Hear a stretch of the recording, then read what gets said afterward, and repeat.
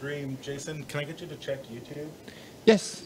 Okay, so we're going to talk currently just audio. Let's go over what we're going to talk about. Do we have? Did you have some weird happenstance happen rules wise? George had a George. Well, there was a question about when you throw something and then it drifts back on top of yourself. Does it knock everybody down? There was. I thought you couldn't throw towards yourself. No, he wasn't throwing towards himself. It just didn't he threw deviate it something, far enough. He threw it something 3 inches away. Missed, and it's a large base, and it deviated the maximum deviation, which is half, and landed on top of the guy that threw. Yeah.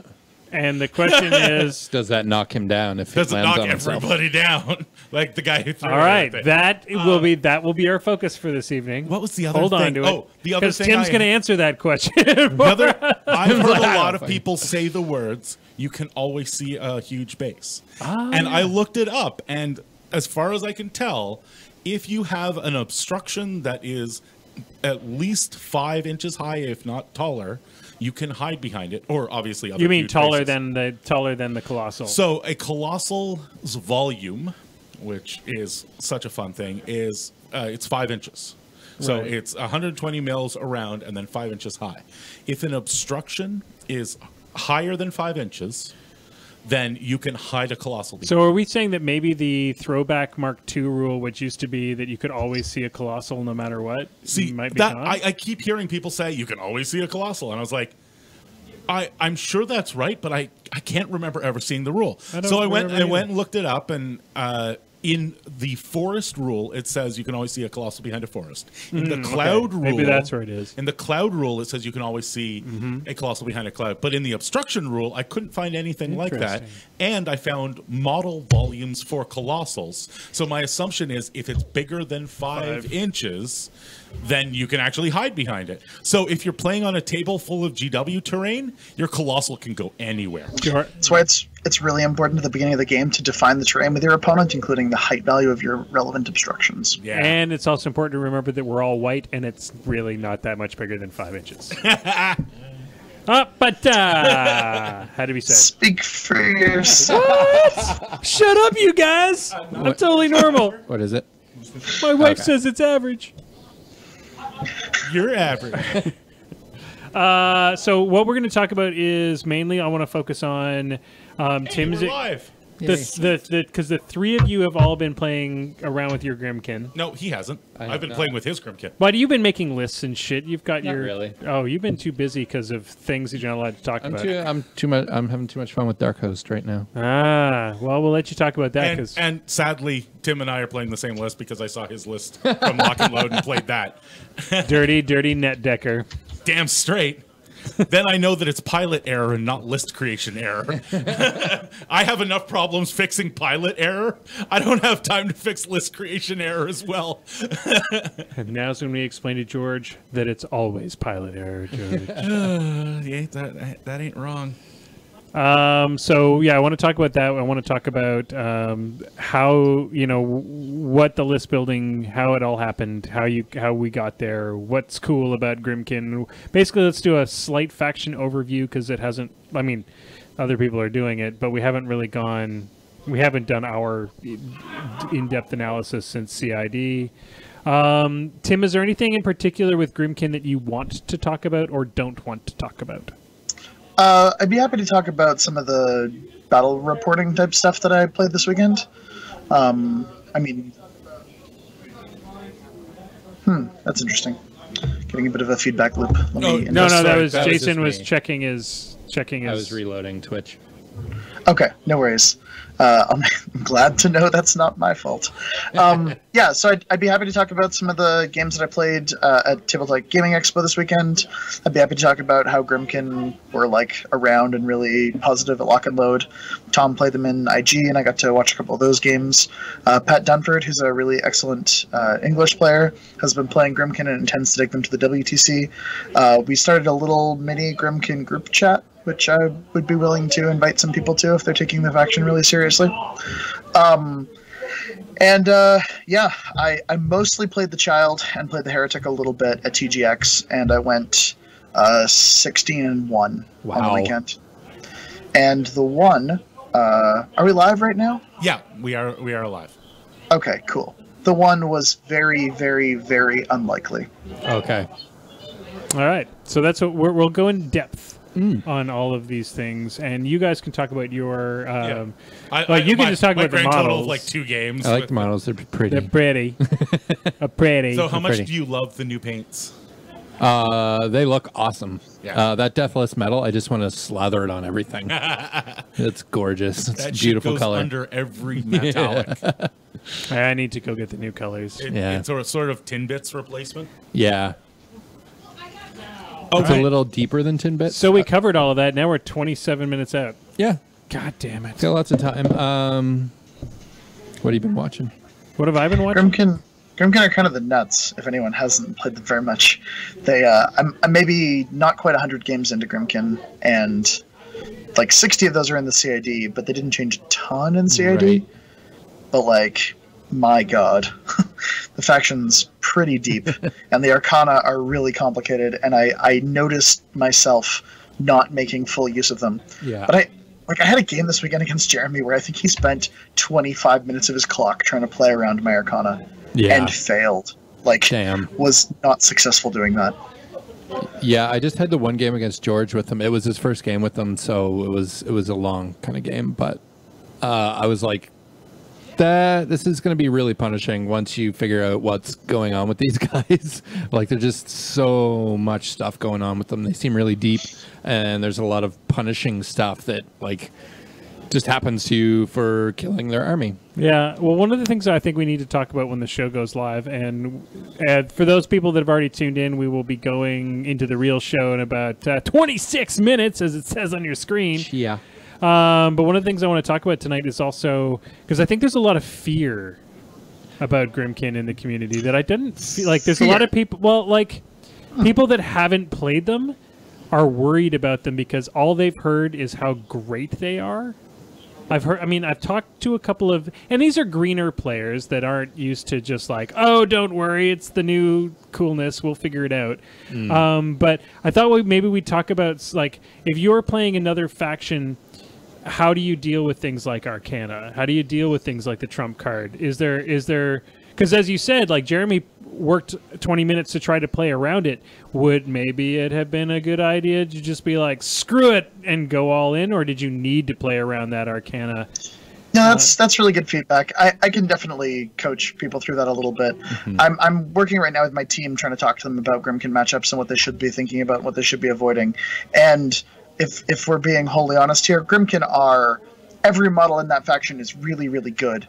I think it's fair to say that every single piece in the Grimkin faction is as good as about the 50% of pieces that are just best in a real faction like Signar.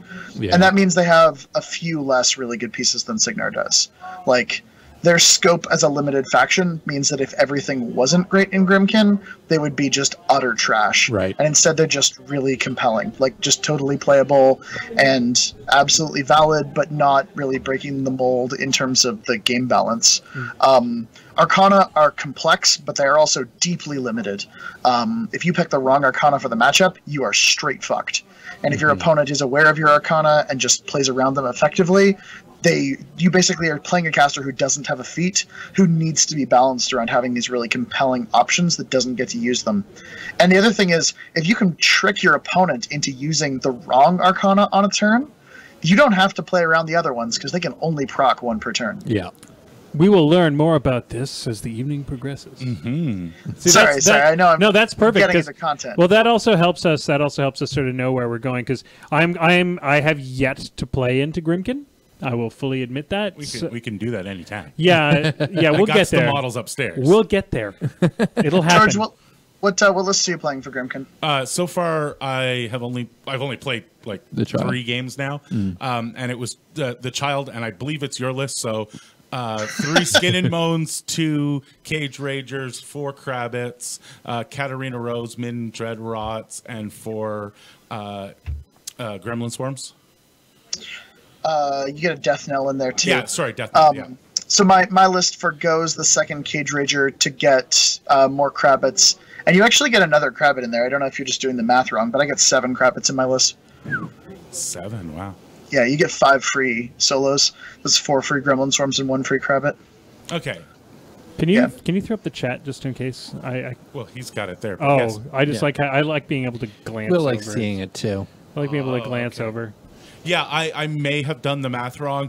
The War Room free Crabbits being 100 points means that my list is always red no matter what I do. And then I have to go and make sure that one is the one that's free, and then random new Crabbits appear in my War Room. So it's been interesting for a little while. Weird. Okay. I'm fairly confident the math checks out on the list that I'm playing. Yeah. Which is 3 Skin Bones, single Cage Rager, and 4 Crabbits. Single Cage Rager's been enough for me. I usually use it as just a little bit of an extra bubble for abuse, or in the matchups where it's really relevant, that Arcane Vortex. Played a game against Doomshaper 3, who has a really excellent secondary feat turn where he uses the scroll where war beasts get free animi, and has multiple maulers in the list, so maulers can get rushed by axers for free, charge in, and then once they've completed their charge, cycle over to rage to have this like really compelling armor cracking turn that still has really excellent threat ranges at no personal cost to Fury, which is a really excellent list. Like if you want to play a really good Doomshaper list, look into this one. However, he charges in, cycles over to rage, and I'm like, Arcane Vortex. That makes a sad player. Past strength 16 Maulers are really mopey against Cage Ragers.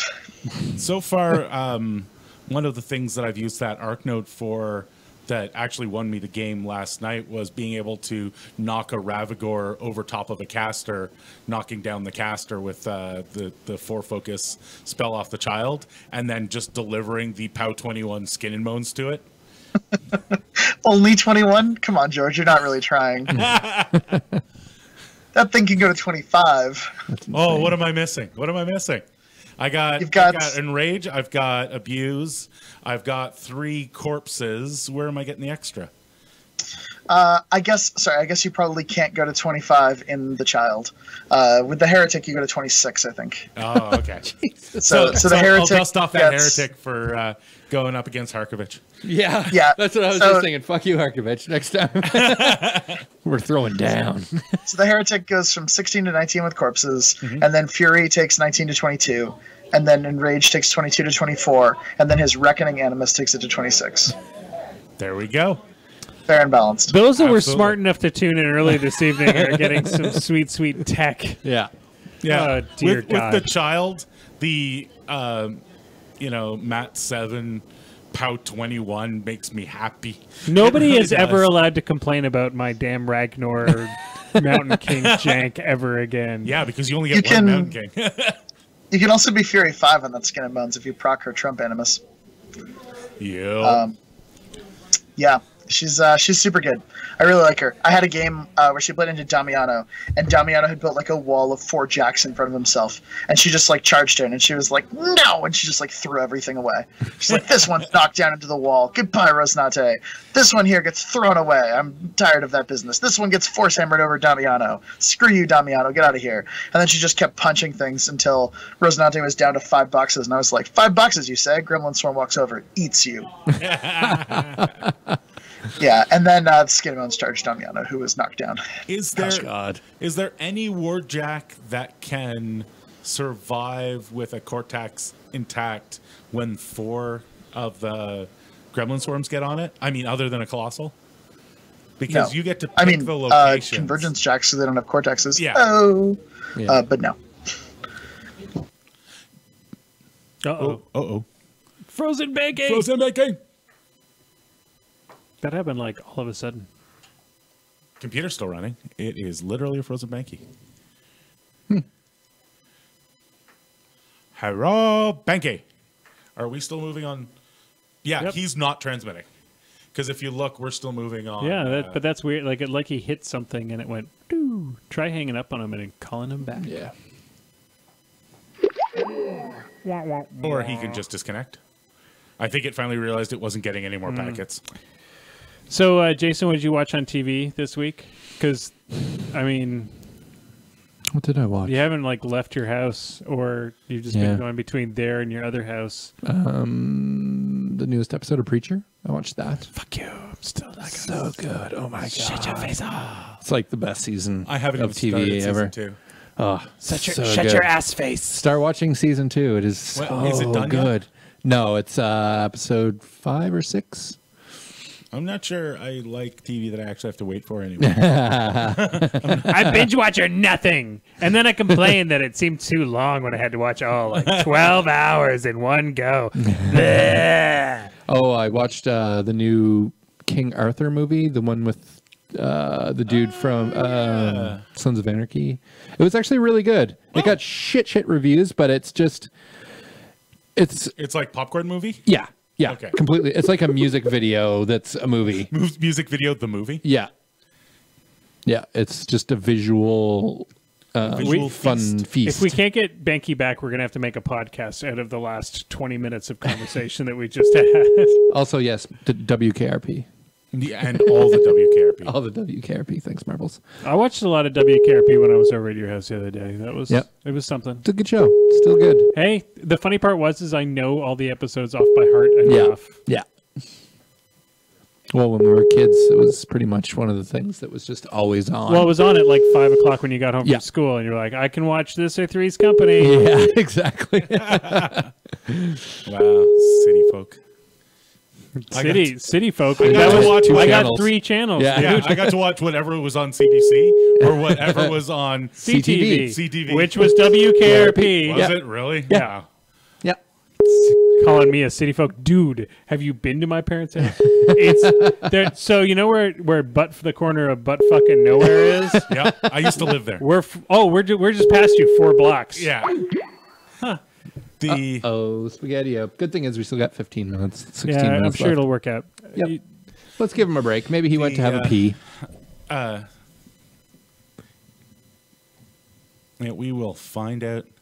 We'll get a caster. We'll get a guest back eventually. I have a TV in my office now, Oh, do you? so I just put something on. and- Like me too. It's Yeah. awesome. I've been watching. I actually had to start putting Buffy in the background because I ran out of binge shows, like Yeah. background binge shows. So, but then recently the new Dark Matter season came out, so I've been Oh, catching yes. up on that. So I'm like on Yep. episode 11, so there's like 3 left for this season. It's pretty good. I watched They an episode. really hate their main characters. Oh, though. yes. They're Oh, yeah. like, hey, we got some characters. People like, let's kill them. That seems like, oh, this I don't guy know seemed if like a they're new character. Game that of was- Thrones again. Has George R. Martin writing some of those scripts? Well, no, because you don't really think that they're going to kill them. It's just sort of like it almost seems like they're just writing people out that they're like, we don't want to pay that guy anymore. Yeah. So this Probably happens. a thing. But then there's a one character that like gets killed, and then he has to show up as other things over. It must be shitty because he was like, I had a full-time job. It was going to be awesome. I was making actor rates. And now I'm guest star. And now I just show up once every 7 episodes to be the guest star. be the guest for for 5 lines, and then I could die again or whatever. I watched an episode of that last week. Tim says to try him again. All right. Boop. Oh. Oh, it's looking good. It's looking good. Hey, sorry about that. It happens. Bit of a. Let's fix that. Okay, sorry about that, guys. Should be good to go now. Cool. Is your camera dead? Is my camera dead? No, I just have to turn it on. Sorry. There's a default permission setting where you don't get to see me unless I tell the Skype people that you do. It sounds like absolutely the right way to have that set. I have that for work. Yes, just in case I'm streaming while naked or whatever, you Yeah. know, how you normally do. As we all do. I'm sure I don't have to tell you guys about it. I've streamed naked many a time. Well, But that's usually WoW, not War Machine. So I think we're all Missed thankful for that. yeah, Isn't that the Miss Machine Patreon subscription? yeah. only available to Patreon subscribers. And If you weird, we don't have any except for one dude in China. if you pay for the Patreon, you're the only person who doesn't get it. Doesn't get to see it. That We broadcast it to everybody who's not a subscriber. we have no fans, but we make millions. Yeah. Oh, that would be terrible. I like it. I'm taking it and running with it. George, what are you watching? What is your binge watch show right now? Right now, I've actually been going through a bunch of movies I missed, and just sort of catching up. So, on Batman stuff. versus Superman. Why do you hate me? Because everybody missed that one. Yeah, And now it's the Did time we to do though? I didn't miss I it. saw it. And I I didn't still miss feel it like at I all. missed it. Yeah. I tried watching Suicide Squad again the other day just because I Thought had maybe the this time I was it'd be good? Maybe this time Academy Award winning something Suicide will Squad. something will click. And no, it's just bad. It's bad. It's not that you didn't get it. It's that it was bad. Yeah, exactly. Well, sometimes I dope myself. I think all the DC movies up to date, except for Wonder Woman, have suffered the. I really want it to be good, so Yeah. I put there's a hopeful element Yeah. that. No, I watched it and it was okay. Yeah. But really, that was just your hopes. Yeah. And dreams. Even now, my expectations are just down in the crapper because it's a DC movie, so I'm going into it thinking this is going to suck. Maybe I'll be surprised. Maybe that's why Wonder Woman did But I'm so not. well. Is people were like, it's a DC movie. It's going to be terrible. People are like, huh. It's not terrible. It's not terrible. The best movies DC makes are their animated ones. The animated ones are the DC way animated better. movies are significantly better. So much better than the live action ones. Yeah. Wonder Woman was goddamn amazing, you gentlemen. Oh, It yeah. was Oh, yeah. just beautiful. I haven't seen it yet. It's on my list of Yeah, I was haven't seen working that on one it. either. We gotta watch that. Mr. Banky, what is your binge this week? What are you watching on the TVs? Well, I showed up to stream an hour early, so I watched an episode of Orange is the New Black, which I'm catching up on. Nice. I have official permission from my partner to watch Game of Thrones without her, because her words, I work at a game store and probably can't avoid spoilers. It's true. She's not wrong. Yeah, I haven't had a ton of time to watch stuff lately because I've been traveling a lot, attending conventions, and doing that kind of stuff. So You poor man. yeah, we've actually got a retreat weekend scheduled pretty soon. Not this weekend, but the weekend following. We're going on the August long weekend. All of the Canadian WTC players in Ontario have rented a cottage together, and we're going off the grid to play War Machine all weekend and just Wow. get good. Wow. Can you guys stream that? Wait, That would wait. be I nice. thought They're we were off supposed the to get grid. Come on. Come on, figure it out. You're never off the grid. As long as they leave a window open, we can stream it. It'll be fine. We need to This find is, out where that cottage is. This is going to be the weekend of secret tech. It's going to be fun. All the secret tech. It's Yeah. going to be like the tiniest Valhalla ever. Is that what you're going for? Kind of, yeah. I mean, Bubba's there, so it's not that small of a Valhalla. But it should be really fun. We've got some really sweet dudes in that particular group of people. Yeah. We're hoping to drag John Fares out, and Josh is going to be there. Obviously, Jeremy, and then I'm not sure how much time Chris Orr is going to be there because he switched to a new job recently, but he's trying to make it out for at least a day. We'll have Dave Beauchamp, Charles Sung, It's Dustin like a who's McWhirter's who going to be there. of Wow. the best War Machine players around. Yep. Yeah, it's going to be kind of an intimidating weekend. I expect to lose as many as I win. That's the plan, and learn some things. We're going to figure out what matchups are good, what matchups are bad. Yeah, it's going to be good. I'm really into it. How many I'm thinking games do my- you think will be played? My email must have been typed in wrong. So, Tim, Yeah. if you want to send that in. If you want to off resend that again. invite, Yeah, just I'll resend the e-bite. It's Yeah. an e-bite, right? the Evite, right? The little Weird. little Unless you just dancing, missed me. I mean, the little dancing Denegra Yeah. card. What you guys don't know is they actually just brought. There's no streaming, but they brought me along to commentate anyway. So I'm just gonna sit in the corner of the room like Holding a a gremlin, mic. holding a mic connected to Yes, nothing. a Going, mic. Tim has moved his Grimkin model 3 inches. I Oh my think God, something's you- about to happen there. You really are going to have to learn Grimkin because everybody's going to be playing it, and you're going to need to commentate it. Yeah, no, I plan on it. It's the way that my whole life revolves around, just playing as many factions as I can. Well, me not personally, but playing against as many factions as I can. Although lately, all we get is Khadors, so... I don't know what happened in Ottawa. Something in the drinking water is causing it to be all Khador. I think it's the rain and the cold. Everybody's sort of identifying with the Khadorans. It's like, it sucks outside. It must be time for Khador. There are other factions and other casters. I just want to throw that out there. apparently, but I mean, I don't know. You say that, but there's a bunch of Khador over there. Khador is pretty prevalent in Southern Ontario generally. I think there's a bit of nationalism associated with playing Khador in the Canadian consciousness. Like I think people sort of just identify with people who are hardy Northerners. Yeah. But I switched to playing Ghost Fleet exclusively because I felt like I didn't have a great Khador matchup, and I needed to if I was going to do well in my local meta. Yep. Yeah. And it worked out okay. Ghost Fleet was one of my best Herkovich assassinations. I still don't have my Merc list to crack Khador yet. I mess around with a bunch of stuff and still kind of just flail my arms against arm ridiculous. Well, is the answer just kill the caster? Yeah. Oh, sure. Is the answer play Thexus? Because Thexus is pretty Thexus does too pretty. That is true. So TKing those jacks. Thexus has done all right. Yeah. Thexus has done all right. Although I did have the one time that I did my massive dude spam Thexus list where... I don't. Was it you that just had all the trampling jacks? And I could not. That was fun. I could not leave a space open for you. Like I worked there was a good 10-minute turn of movement where I'm like, okay, I covered this space. He's got no landing pads, and you're like, oh, there's one over here. Right in front of Texas. There goes 30. Yeah, there goes 30 of your dudes. There goes 30 of your dudes. Like I suck at this game. It's not actually the trample.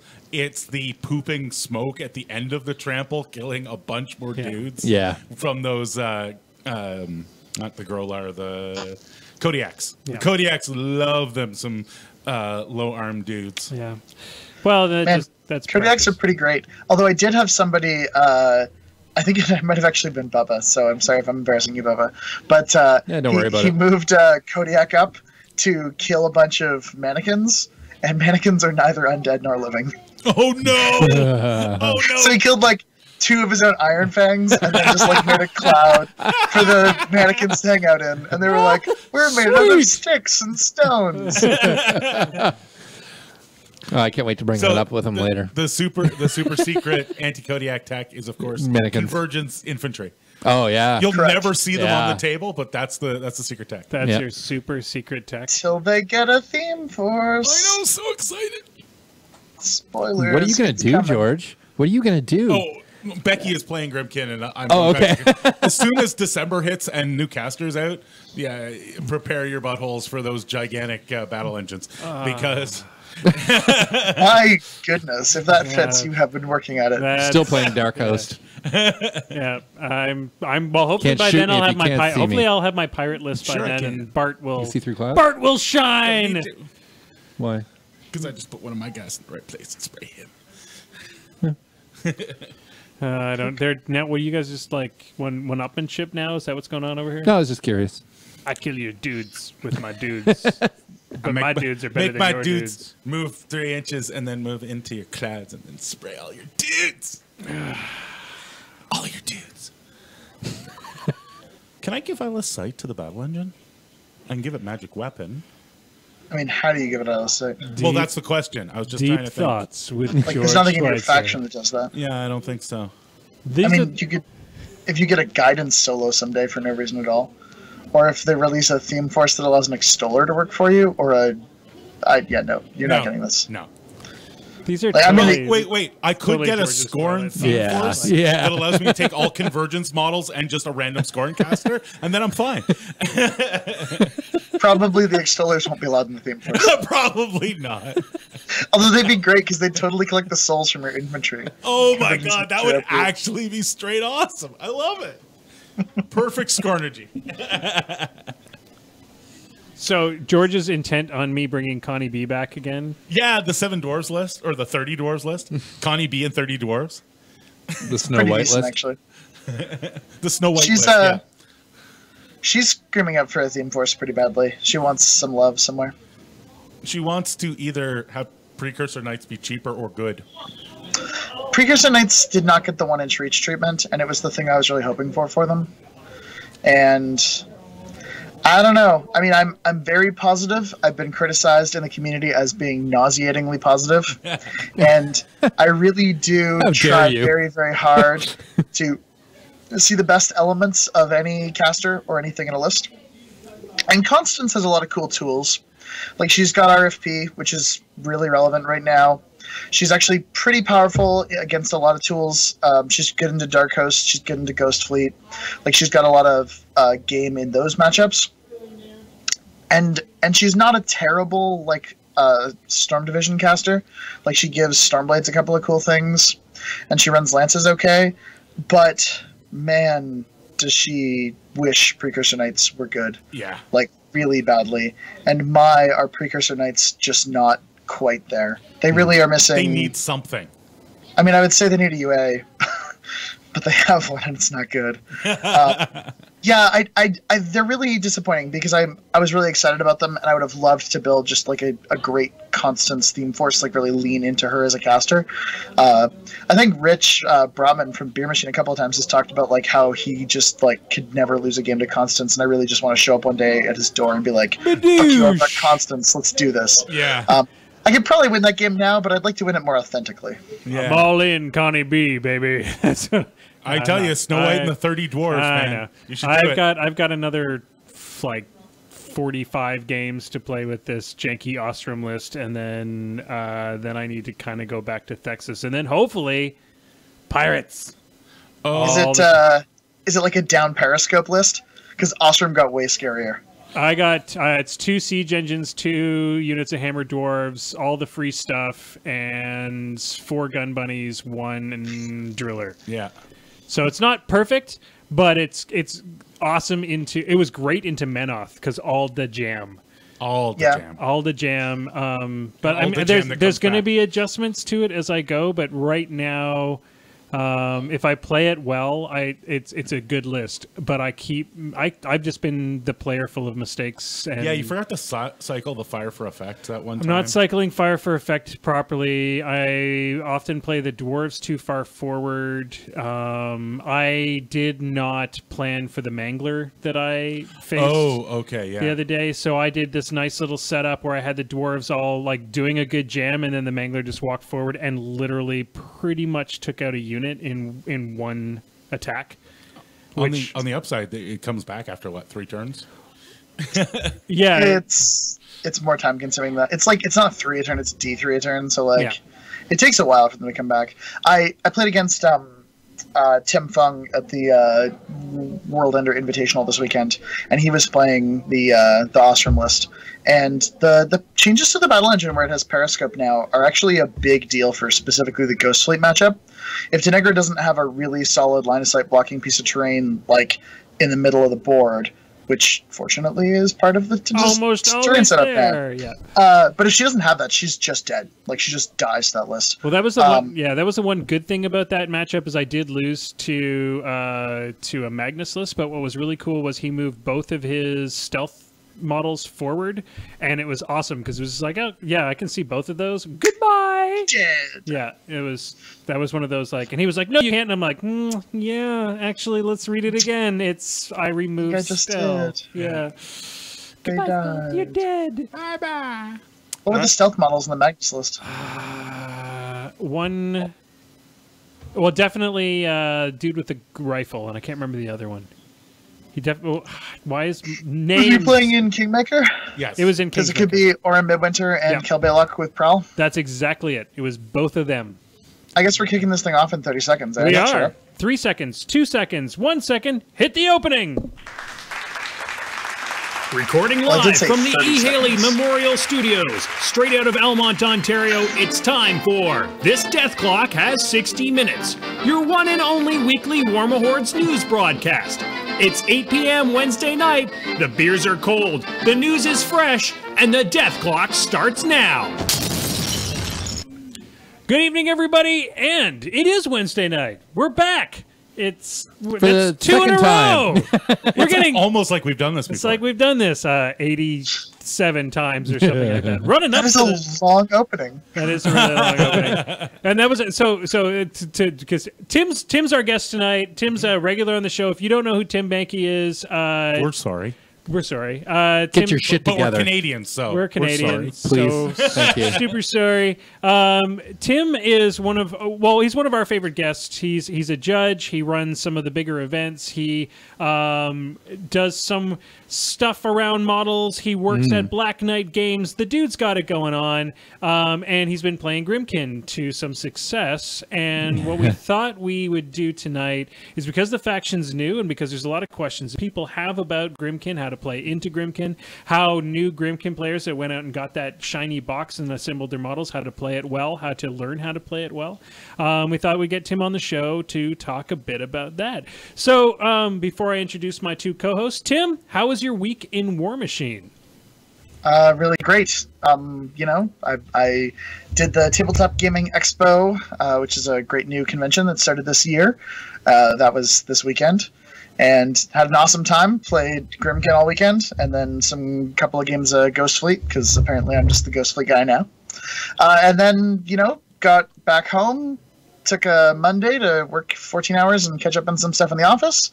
And Tuesday night, played a couple of games of War Machine after working a long day. And today I'm taking part of the evening off to join you fine gentlemen. Sweet.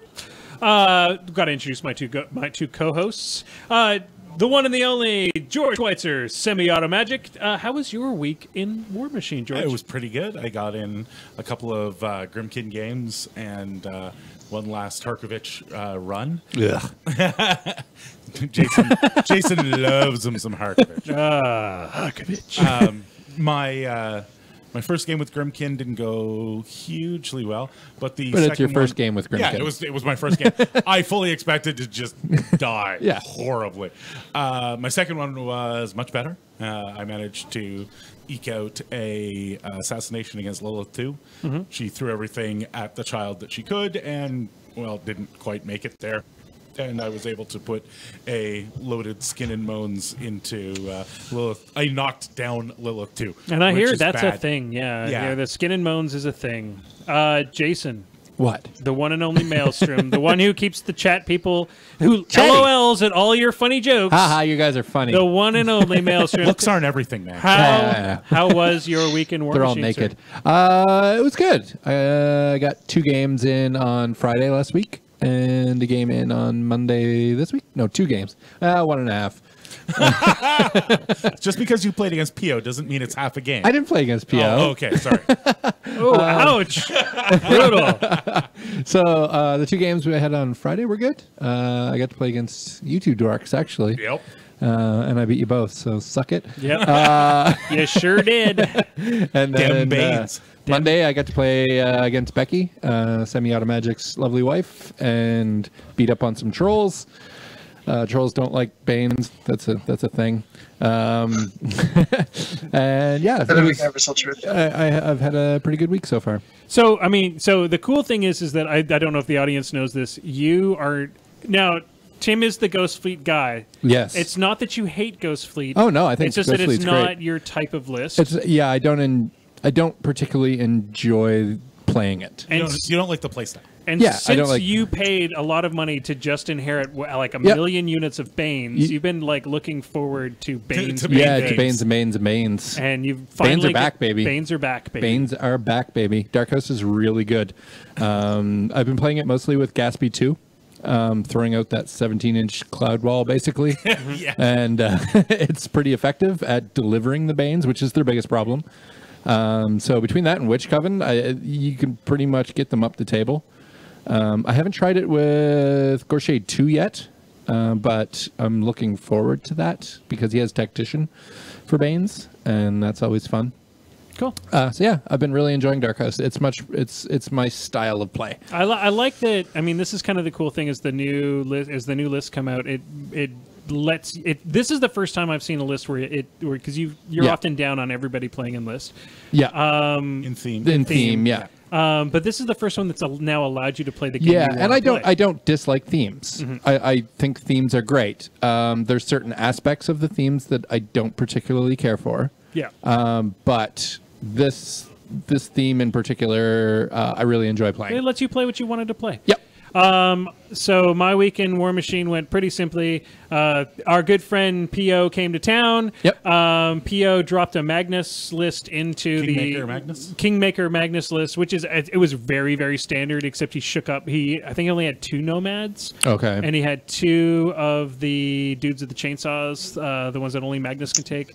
I can't remember the names right now. Renegade, I want to say. Anyway, and Banky, what's the name of those dudes? It's a renegade. Yes, I'm so smart. And then Kel Blaylock and Orn Midwinter and all of that jank, and it was a lot of armor. And I mean, he played a very good game. He did a very good job getting points really early off. It was outflanked with the flag now in the middle, which kind of changes things, because now you can just run up and grab points early on in the game, and if you're not really paying attention to those flags, especially with the house, right? There's always a house in the middle. Blocking. House or a forest or something. There's something there that kind of creates a problem particularly for dwarves, because they don't have a lot of ways to just see through that and kill what's on the other side. So anyways, it was a cool game. He did a really good job jamming, and then I moved a whole bunch of dwarves forward to go do a ton of work. And I forgot that manglers have just kill all the things. Do they have Thresher or something? Yeah, they have Thresher, but it's a 2-inch Thresher. Oh, so it's... That kills a lot of dwarves. That mangler took out an entire unit in one turn. Like, left one back. I brought 3 back in, which had a perfect assassination line to his caster. Yeah. And I didn't have to worry with the mangler. I had the back to the mangler. So I'm like, okay, well, I'm going to shoot the mangler. And the mangler had the spell that lets it do a 3-inch reposition if it's missed. Oh, no. And he just sat there and blocked all the dwarves. I'm like, oh, that was all I had, son of a bitch. But anyways, and then it went to turn 7, and I've never been so happy for the mercy rule in my entire life. Everybody who wants to complain about the mercy rule, wait till you've played the most slog-festy game of your life. Were you guys playing on clock? We were not. Okay. But there was another reason. If you are not playing on clock, play with the damn mercy rule, because that will save your damn bacon. I'm surprised you guys kept track of the turns. We did. I always lose track after I think 3. PO was keeping track of the turns, because he was 3 points up and knew that if I got to 7, it was game over. Yeah. So moving on from that, ladies and gentlemen, what we're going to start with is the news. There isn't a ton of news this week because we got all of it last week. Yeah. I think the coolest thing is, and I think Jason can speak to this more than anybody else, Doug Hamilton is on the Crix page right now. Yep. We've never seen this before. I've never seen a community design project like this one. Yep. And I think this goes to show how much time and effort PP is putting into involving the community. The community. It's super awesome. Tell us a bit about what Doug's working on right now. So what Doug is working on, he is currently in the process of designing a crew member for Scar 3's boat. Somebody came up with the idea that maybe we could get the community involved. Doug put it out into the Crix forum page on Facebook. With the legal disclaimer first, of course, covering their butts and asking people for help designing everything from the pose to the attire, the horns, pretty much from the ground up, which is super cool. The only thing that was kind of locked in was the weapon, right? Yes, he has to have a sword. So the weapon is non-negotiable, but everything else is pretty much food for thought for the community. That's pretty cool. I mean, I think as community members, we're all pretty excited about having that kind of input on a design. And with so many new models coming out, especially with the new mini crate coming out that we'll get, so there's just a lot of cool models coming down the stream. So maybe there'll be more opportunities like that. So if you are a Crix player and haven't been on the Facebook page recently, check that out. Because it's not hard to find the posts. They have several hundred replies. Yeah. Yes. People get passionate about stuff like that. They do. So let's start right on the top. We're going to talk about Grimkin. This is today's roundtable. I'm going to pass over the mic a lot to Tim, but the cool thing is that all three, other than me, the three of you all are at different levels with Grimkin. Jason's opened his box and looked at the looked at the cards in War Room. George has got in 3 or 4 games, assembled his models, starting to think about how to make things work. Has done a little bit of net research, let's just say. And Tim's got 850 games under his belt, has demolished the universe, has created a standard of fear in the community. I'm totally kidding. It's less than 100 games. It's like 86. So is that your lowest games with any faction ever right now? Yes. Yeah. Sorry, I have fewer games with Crucible Guard. Okay. True that. So I guess wait. That's the question. So how many games with Crucible? Rejected. So Tim, let's start right off at the beginning. Let's talk about if you're new to Grimkin, you bought your box, you picked it up at the store, and George can jump in on this too because you have a lot of recommendations as well, and Jason as well. What is it that you should buy with the box set? Or is that box enough to just... Here's the real question. Is it 1 or 2? Do you buy 2 box sets? Typically, it's 2 boxes. Okay, well, there you go. So let's start at the beginning. You're going to the store. You want to go into Grimkin. You know what's on the shelves as of today. What do you pick up? Yeah. Ahead, so I don't know if one of these guys wants to go first here, but I should mention anybody who's excited about Grimkin or who thinks they want to play Grimkin should know a couple of things. One, Grimkin is a Hordes faction. They feel like a Hordes faction. They play like a Hordes faction. They're going to be very, very similar to a Hordes faction experience if you've had that before. They're also a very, very high skill cap faction. I don't think that they have the capacity for a lot of super easy wins unless you're just sort of surprising your opponents. They've got favorable matchups, but a lot of their matchups are made favorable by good Arcana choices. And Arcana choices scale really directly with your knowledge of the game and your knowledge of all of the other players who play in the game.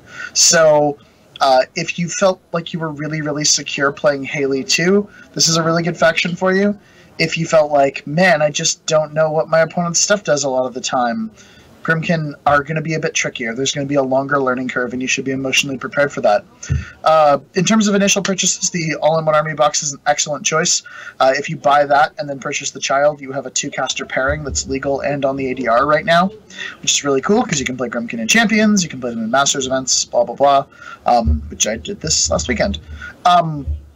That box is great. It has the sampler of all the infantry units, which is really cool.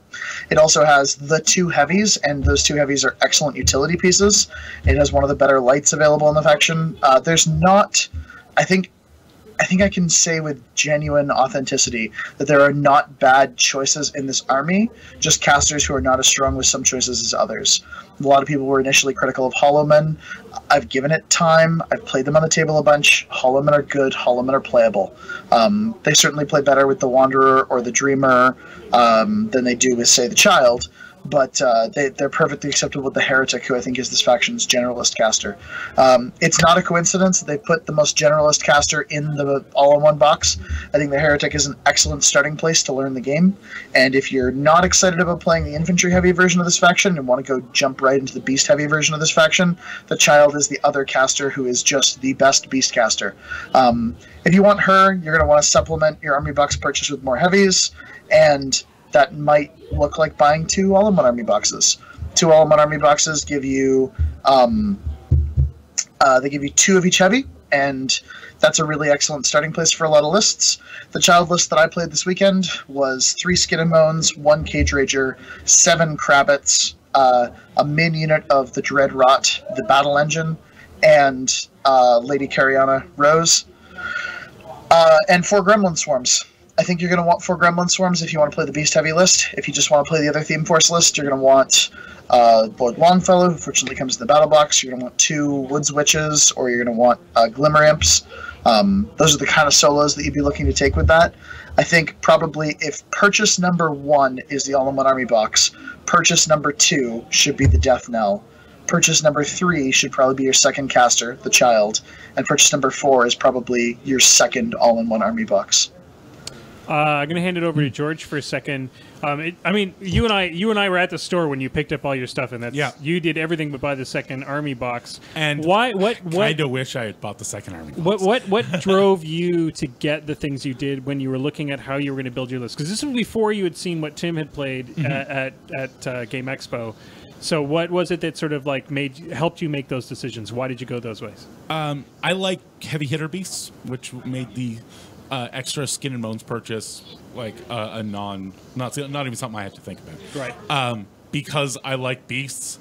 The Child was something I didn't even think about as well. It was just like, well, this is the Beastcaster, and I like beasts, so I'm going to get the Beastcaster.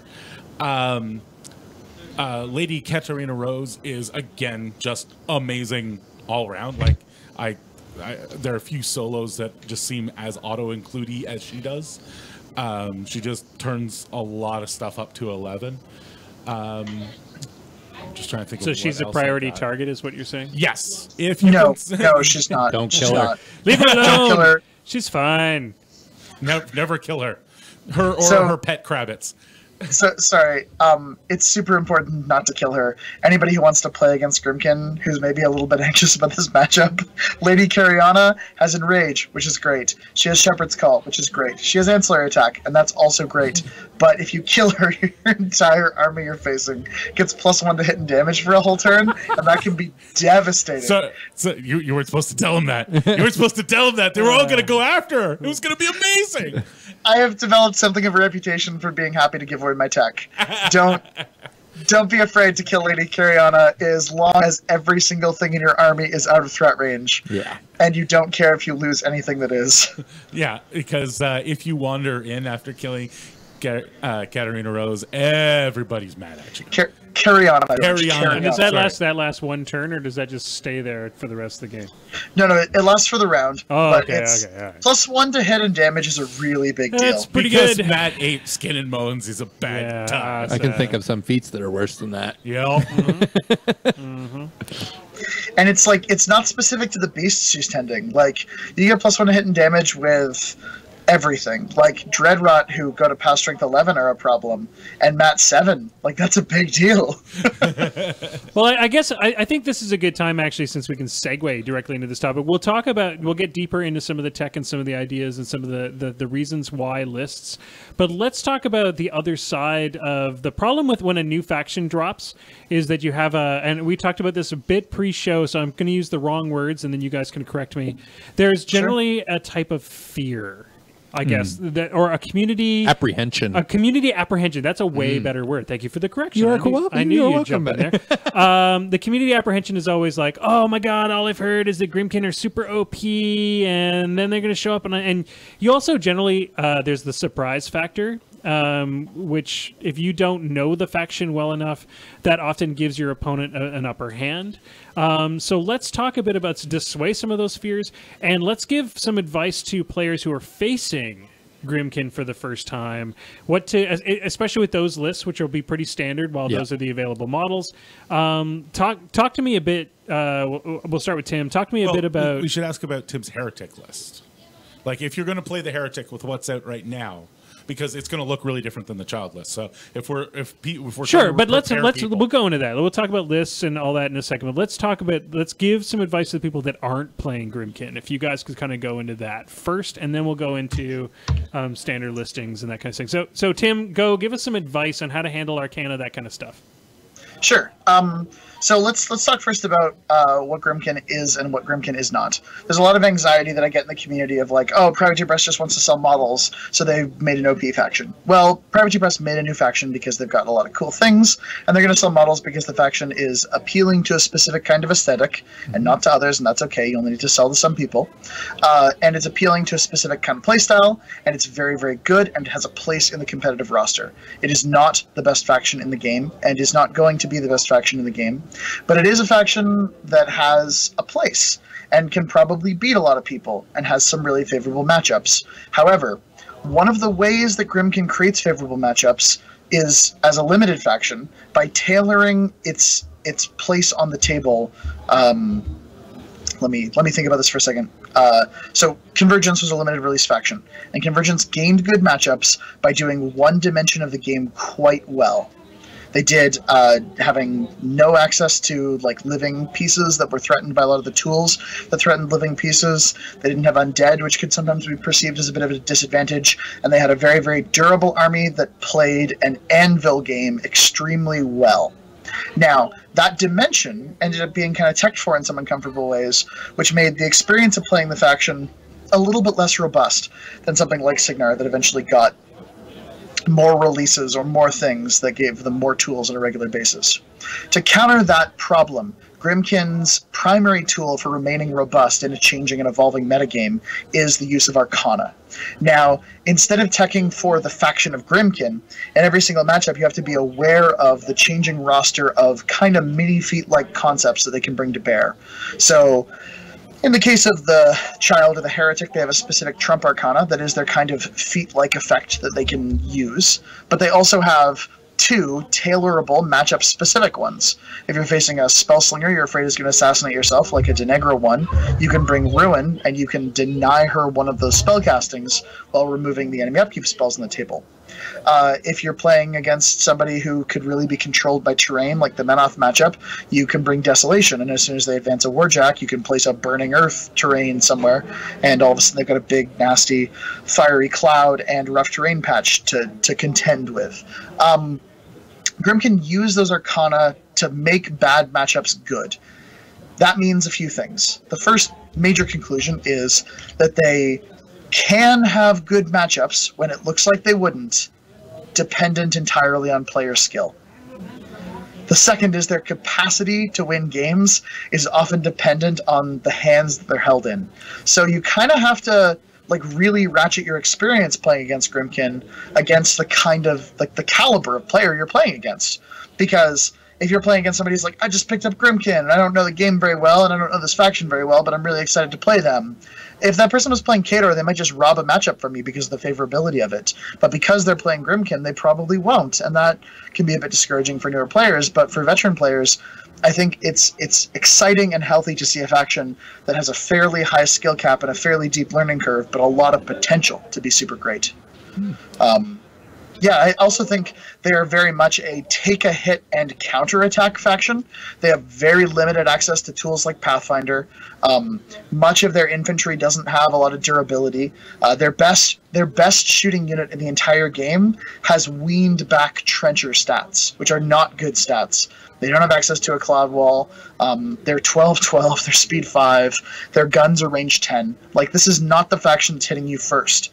It's definitely a faction that is engineered to take a hit and punish you for that, which means, again, it's a faction where a player who doesn't have the reserve or the wherewithal to kind of take a measured hit and then respond to it in a really powerful way is going to suffer because of it.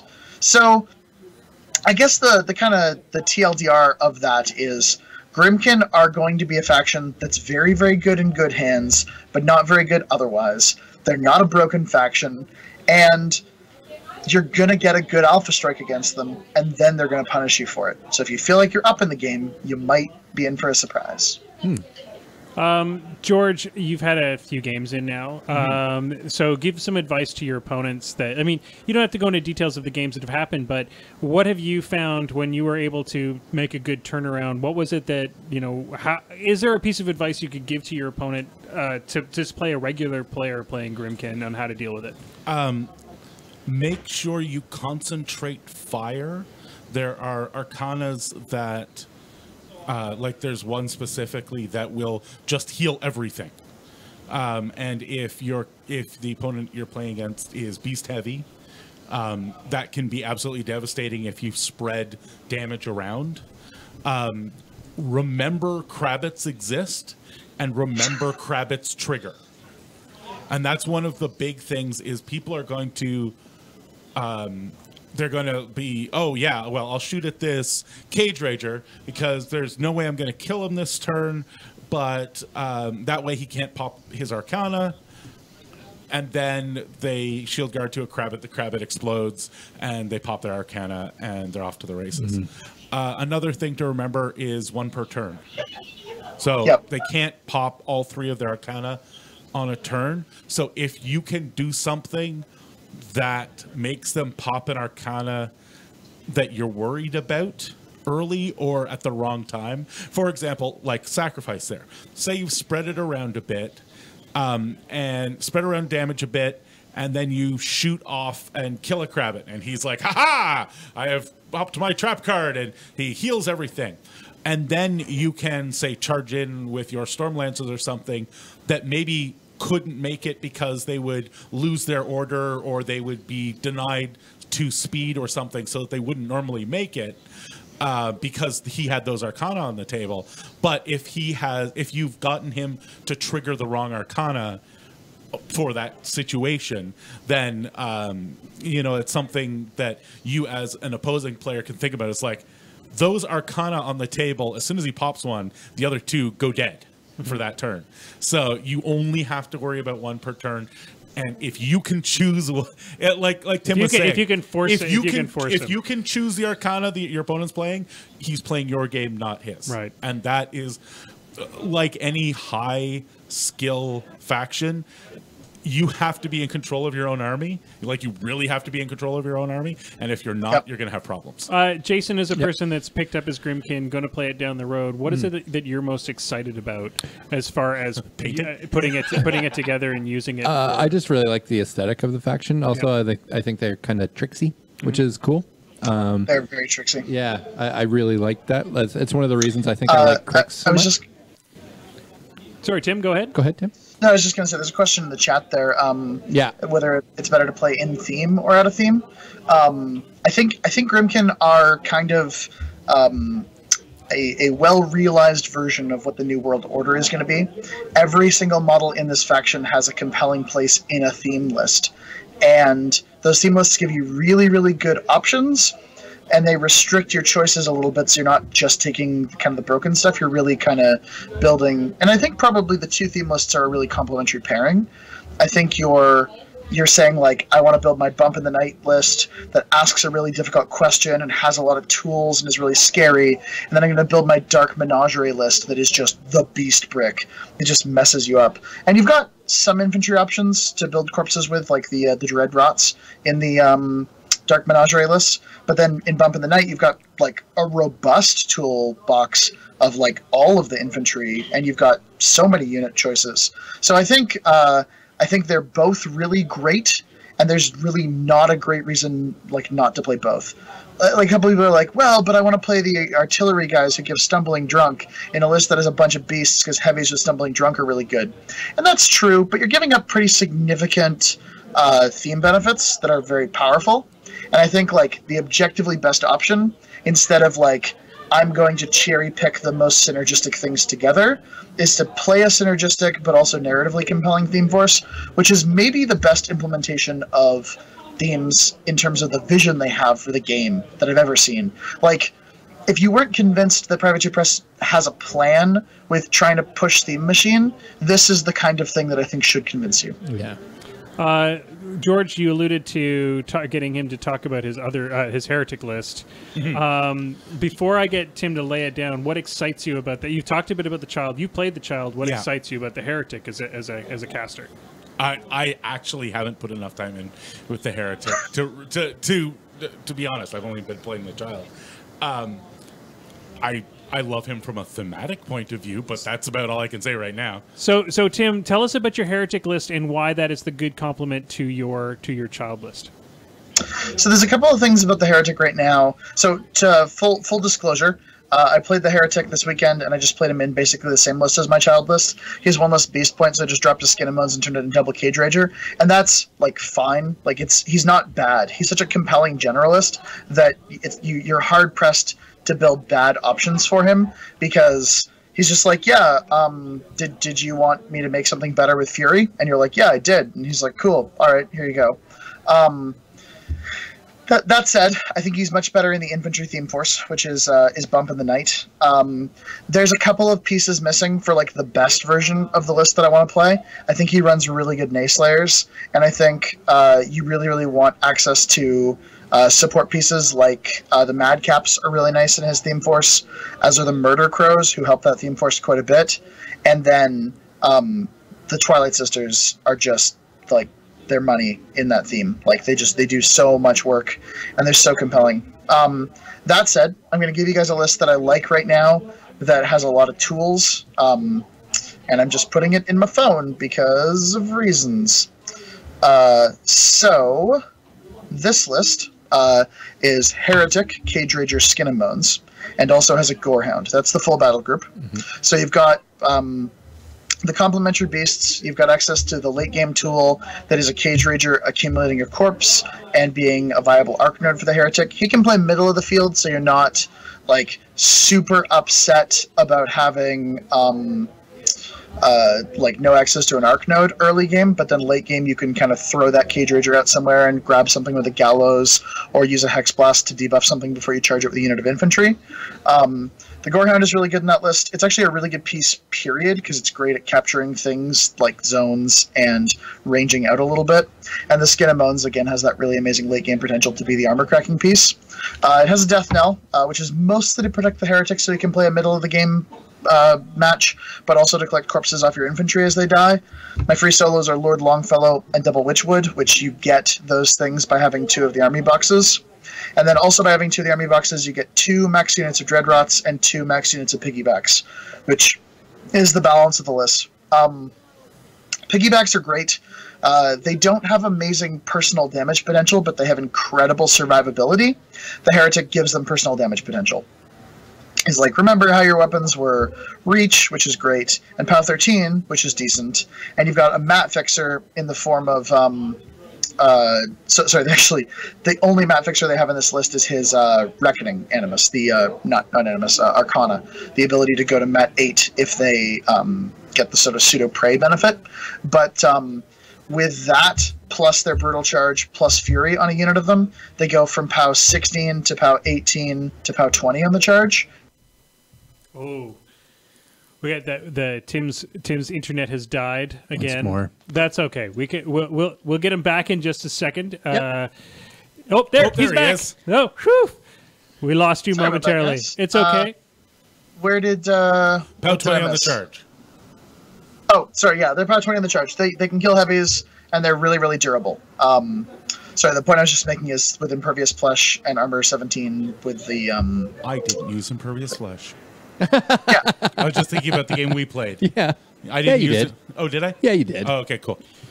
I didn't remember doing it. Impervious Flesh is really good.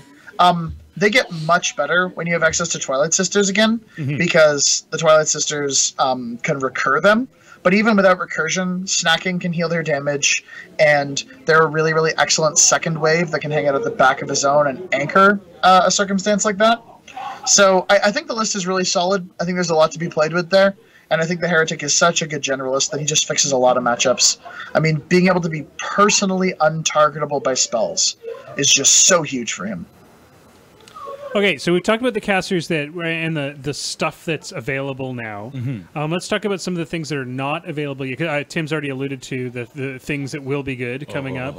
But let's. I mean, I think we're all excited about Old Witch 3. Yeah. 2, 3. 2 and 3. Old Witch 2 and 3. I know that Bubba, Dalton... 3. Bubba's like done nothing but talk about like, when that thing drops, it's all over for you. Yeah. So let's talk a bit about what you're excited about. George, what is the next model on your buy list other than Old Witch? Well, yeah, Old Witch. If you're playing Khador and Grimkin, it's kind of not a no-brainer. I really like the Murder Crow. Well, I love them all, but the Murder Crows look like so much awesome. Yeah. Gelfling, sorry. Jason, is it Murder Crows for you as well? Is that your next like must buy? Or yeah, I'm waiting for the Frightmare. The Frightmares? the horse with the face coming out of the mouth, and then Jason has a very sick sense of. I was in a death metal band. Yeah. What do you want to do? What are you gonna do? Tim, what's the thing that you're most excited to drop and like can't wait for to hit? The Dreamer. Ooh, yeah. Like full stop. The Dreamer is amazing. She's the Haley 2 of Hordes. I kind of love her little friends too. Yeah. They're so good. Oh my god, she's so good, guys. Like, if she doesn't win all the things, I will be very surprised. And if I don't, like, it might be me who has to win all the things with her if no one else will. Like, she's very, very good. So on top of being a beautiful model, she's actually insanely good. Is that what you're telling us, Tim? Are you sure that's a PT thing? Yeah, awesome. No, like, I mean, the Phantasms are nuts. Yeah. Like, okay, so just let's talk about some details on her card. She has Signs Importance for her battle group. That's a pretty effective rule. Yep. That's been a bit of a proven commodity in previous editions of the game. The Manifest Destiny is a pretty decent spell that can turn just okay in melee models into really compelling in melee models. She's got access to extended control range beasts, so she can do that from relative safety. She has a gun that stationaries living warrior models, which is pretty okay for assassinating people. Yep. It also, if you crit with it, you can just walk someone out of a zone and then stationary them, which is also really great. If anyone's access to non-damaging stationary effects before, they're really amazing. Yeah. You can stationary leader models and prevent them from giving orders in units. You can stationary leader models walk them out of command range of the units they're commanding, and then prevent them from giving orders, and have the rest of the dudes be out of formation. And out of formation models don't contest, which is pretty cool. So like you can just grab the one leader model of something with your reload 1 gun and just like move him all the way over there and say, no more of that business, please leave. She also has okay, so Abyssal Gate is a damaging spell with a place effect. However, if you just take a step back and think about it, it's more like a 3-inch TK that you need to damage with. Yeah. It only works offensively, but if anyone's played Haley 2, offensive TKs are pretty okay. It's okay, yeah. I don't know what you're talking about. I have never used it. Wait, let's just turn your heavy around and go away. It's kind of what makes Thexus ball busting. Is like, oh yeah, let's just give him that too. That'll work. Yeah. So her Arcana, all fall down, is a model disables a model, and then you're like, in her control, it has an in control clause.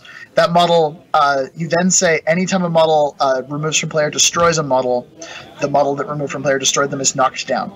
So you go in and you're like, my guy charges your guy. I'm like, cool. You disabled him. Now models that destroy things fall down. Now you destroy him, so you fall down. So you definitely get it on the thing that kills the thing. But then you also get it on anything else that destroys something anywhere on the board. There's no range restriction on that Arcana. Oh my god. Like, it just happens everywhere. So if that's not a time walk, I don't know what is. Like, I mean, obviously there's Menoth can negate some knockdown effects, and there's casters who have immunity to knockdown or have tools that give immunity to knockdown, and those are more favorable matchups. But in the matchups where that Arcana is fully effective, it's a time walk in a really, really compelling way. Okay, let's keep going because it just goes forever. By turning medium, large, or small base models into her phantasms, she removes them from play. So that's now a ranged remove from play effect. So if you're playing in the Ghost Fleet matchup and you're like, my Hollow Men, go and shoot your leader model, he's RFP'd now. Like, I can just do that. That's just a thing that happens. And now I get a little dude who marks the target on all the guys around me. So the Hollow Men can now use their Rat 5 as Rat 7 in a pretty compelling way. She can also create an Arc Node on demand. You can create an Arc Node in your turn, activate the Arc Node, move it, and assassinate someone's caster with it. Like, there's just so much stuff. One of her phantasms has Bulldoze. Bulldoze is like, it's like another offensive TK. Yeah. So like, you can Abyssal Gate something out of a zone, Bulldoze something out of a zone, crit walk something out of a zone. You can crit walk something out of a zone and have the models that are no longer in its formation no longer contest the zone. Like, she can score everything really, really readily. If you bring a mix of beasts and units with her, she has so much board presence. She can be everywhere at once, and she can create solos on demand, which in a late game scoring situation when you're like, man, I need Dreamer to go dominate this beast zone because my beasts are all killed or are over here, but I really wanted her on the flag, scoring on the flag. You're like, well, let's just make a solo and it'll go score the flag. Like, that's fine. That's a thing she can just do. On top of that whole toolbox of abilities, like, I haven't even got to most of her spells yet, but she has the ability to place cover anywhere she wants, be inside it, and just have +4 defense. Wow. And that cover is also rough terrain, and anyone who's played Lich 2 and Mark 2 knows that just a bubble of rough terrain around your caster can completely negate a whole bunch of assassination attempts. Yep. She has other spells too. Like that card is. There's more. I could probably talk about. But wait, there's more. It slices. It dices. It whirls. It twirls. Yeah, she's pretty amazing. Oh yeah, I forgot to mention Enfeeble. I'm sorry. I'm just like looking over this card. I'm like, I feel like I'm missing things. She also has Enfeeble, which is the best debuff spell since Crippling Grasp. Enfeeble is target model / unit, upkeep, cost 2, range 8, suffers -2 to attack and damage rolls. Cost 2. Can you think of any any unit in the game that you're like, my entire army has Defender's Ward against that unit? Wow. And you can't negate it with Blessed, and you can't negate it with Wraithbane. Like, I put it on a Helios, and that Helios spent the rest of the game just being sad and alone. It was really good. I'm so lonely. Yeah, no, that's basically what happened. Oh god, she has Mirage too. I'm not even a Mirage. Like, Mirage is also amazing. If you want to deliver those units of Weapon Masters you've got, Mirage is pretty decent. Yep. If you want your Nayslayers to get into positions where she can have a unit of Nayslayers in cover in her Artifice of Deviation, which she can place anywhere on the board she wants, and then they can Mirage into a fan formation to go ahead and charge and kill multiple heavies. Like, that's pretty good. Seems okay. So who do you pair with her? Child? I don't even care. Like, I'm sorry. It doesn't matter because I won't be playing that You're not list. playing the other list. You're just going to keep playing it. DNC 1 in this DNC event, 1, then I yeah. don't care. Yeah. If there's no DNC, I just play the Dreamer all day. If there's DNC 1, I'd probably pair her with something like the Heretic. The Wanderer's got a pretty compelling toolbox, and he's a control caster at Fury 7, which is really interesting and really complicated. You could certainly pair her with the King of Nothing if you just want to play on hard mode, because my god, the King of Nothing is really, really hard to play. He's got a huge kit, and he's really good. He has a Cloud Wall, he's got great armor debuffing, he's got a really compelling assassination, and fuck do I feel like I need to play 300 games with him before I know how to play that dude. Wow. Like, he's super hard. I'll probably just go unlock him because I feel like I like doing that, but like, if you want to commit to this faction and go all in and say, like, I'm going to become the guy on the internet who's known for playing the King of Nothing, power to you, because, like, that's a road. That's a road to travel. Well, guys, it's a lonely one. It's a very lonely road. Well, guys, I got bad news. We're gonna drop the Grimkin conversation for a little bit. What I am gonna do is I'm gonna open it up to the people watching the show, because we have a bunch of listeners. Feel free to throw down any questions. We'll try to drop those in at the last minute. But we do have a focus for this evening, so you may as well click the focus button. I have no idea if it'll work. Kind of worked. Sort of worked. So the focus for this evening is what we do for focus, as most people know, is we go and play a game, and then some weird interaction happens, or something that we were like, oh, we didn't know that. Yeah, we did our summer rampage this week at Out of the Box, and we had some couple interesting things happen. So tell us about, there was actually one that happened last night, about we were trying to figure out the huge base model interaction. Oh, yeah. Let's talk about that one first, because that's something that we thought was normal. I hear all the time is you can always see a Colossal. So I was not doubting the wisdom of that. I was just trying to figure out where it said that in the rules.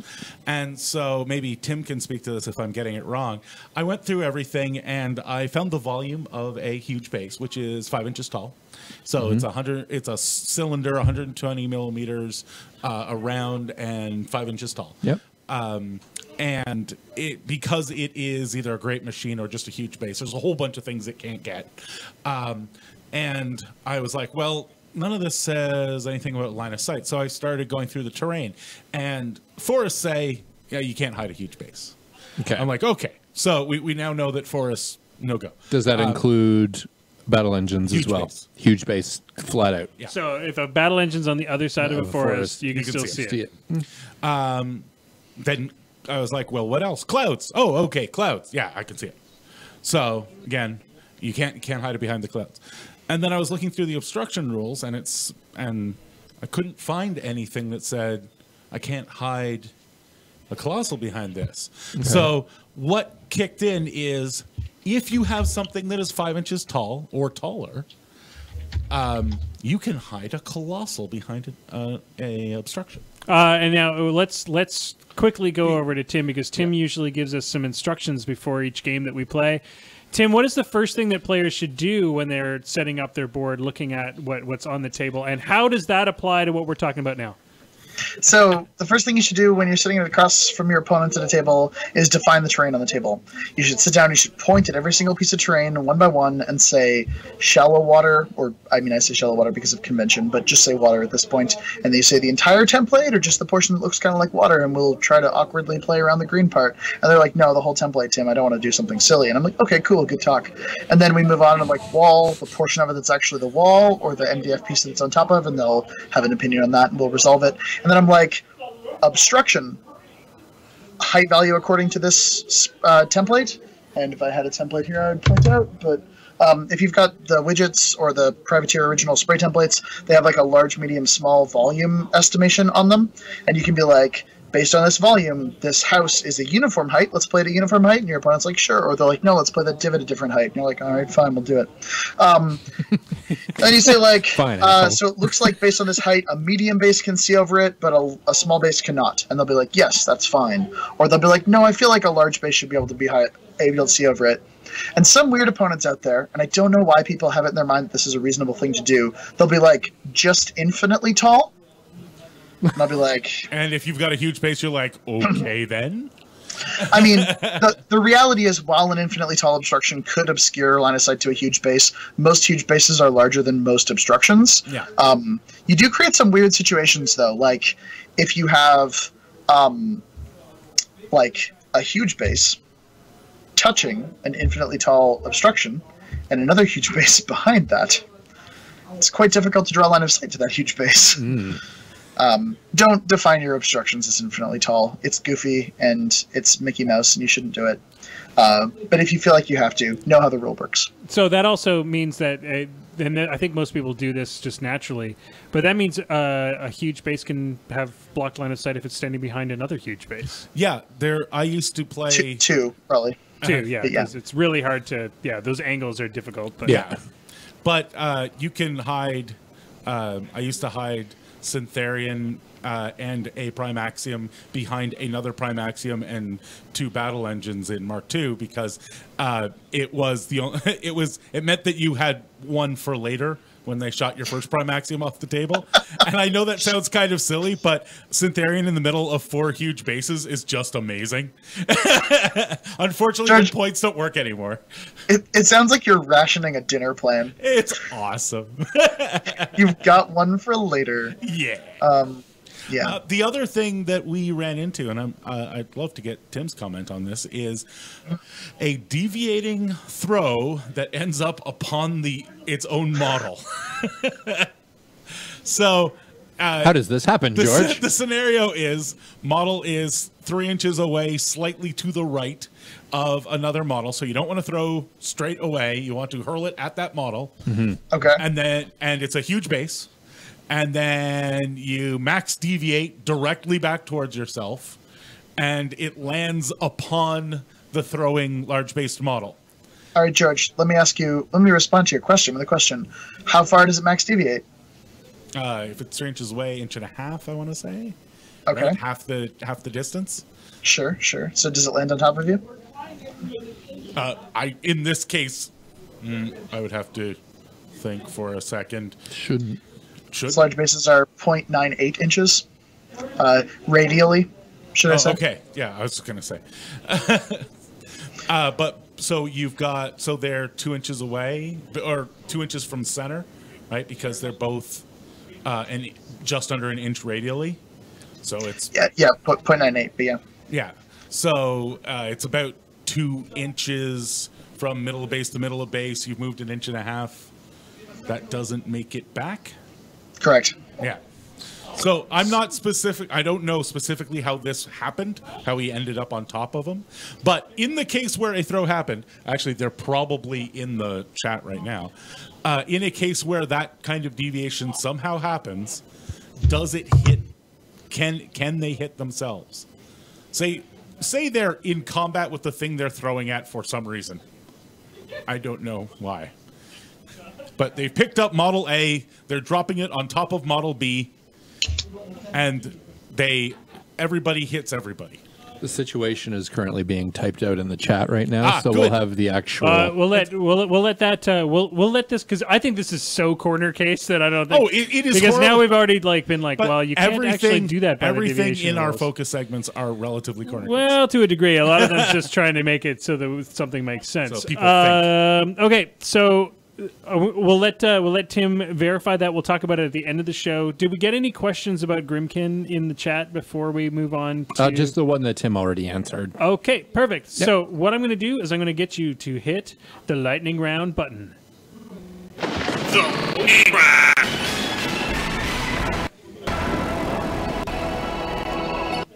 It's probably that time of year that I just need to make fresh videos because they're probably so old and overplayed at this point. Like an old tape. Yeah. Yeah, they're all It's getting all stretched out.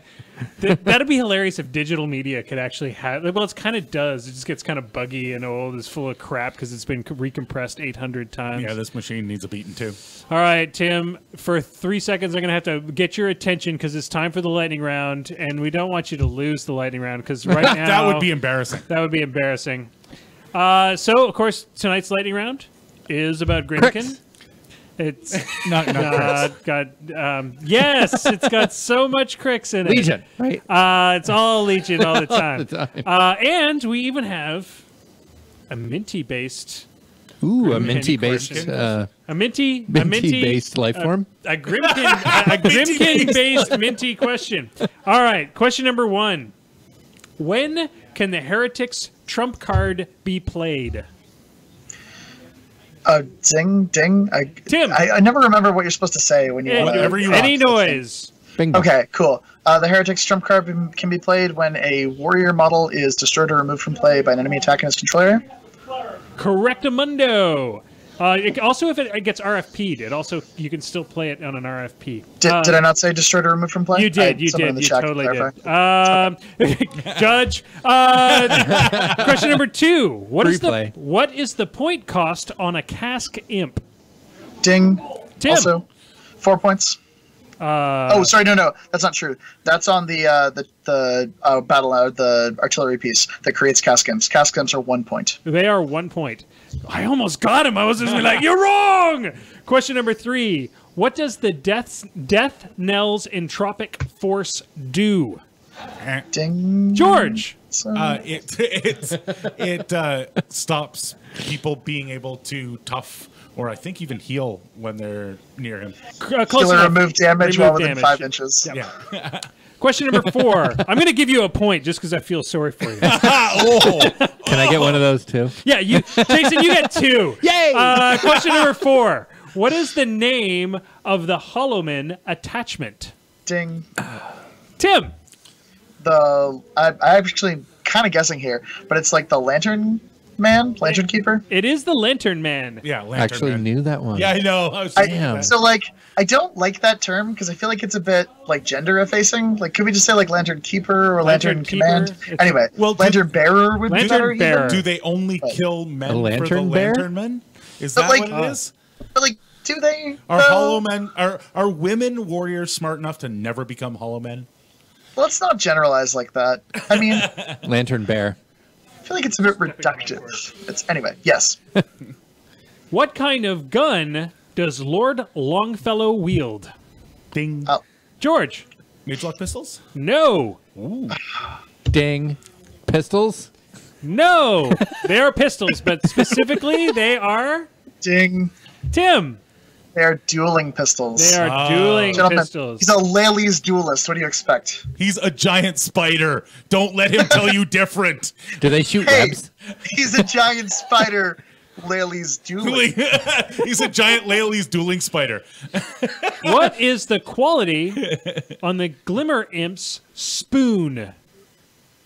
What is the quality? Shiny. The little icon above. It's only got one quality. Tim. I'm going to say magical, although I'm not sure about this one. It is! It's a magical spoon! I want a magic spoon. I love the fact that it's a magical spoon. That's amazing. Question number 7. I have arcane machinery. Who am I? Ding. Tim.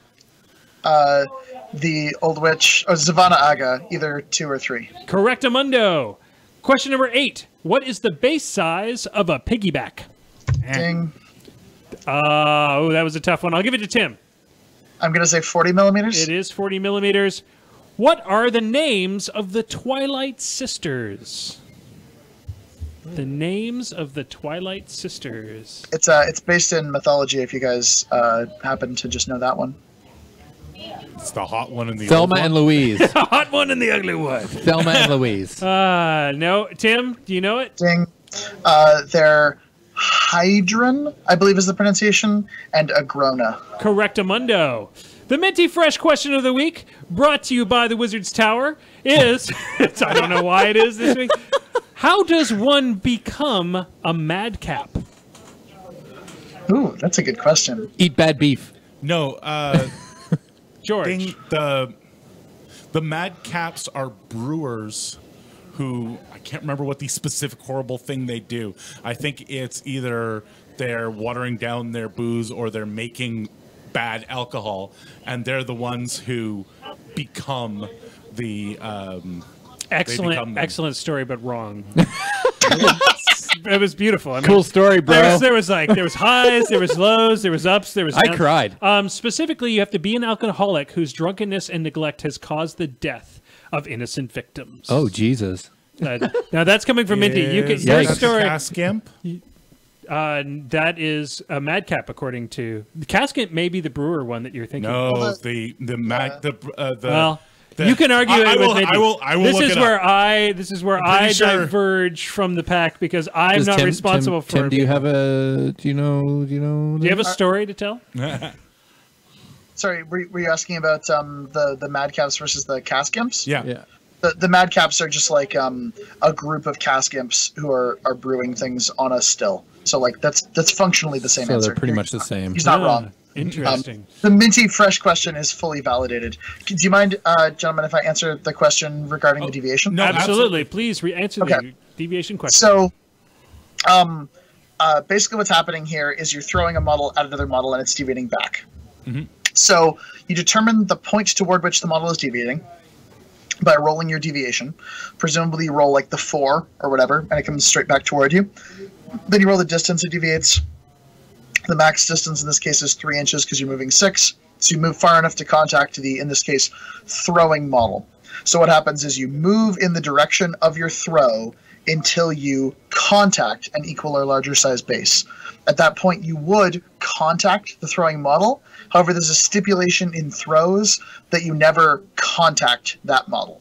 So you'd resolve movement, place it where it's supposed to be without contacting the throwing model because of specifically a prohibition in the throw rules, and then you'd least displace models as appropriate. Cool. There we go. So it wouldn't do the damage. It wouldn't knock down the model that was hit. The thrown model would still get knocked down, still take its strength damage. Correct, yes. But the throwing model is explicitly not contacted. And that is because you can now throw over yourself, correct? Correct. Yeah, that's why that is in there, because it used to be well, you couldn't actually, as a consequence of that rule, you can now throw over yourself, but 6-1 doesn't. Yeah, okay. If we're getting semantic. Okay, before we go tonight, I want to send it out to Tim to talk about what's coming up on Arcane Assist. You guys are doing an incredible series of battle reports right now that's often audience guided, et cetera, et cetera. Tell us a bit about some of the exciting battle reports you guys got coming out.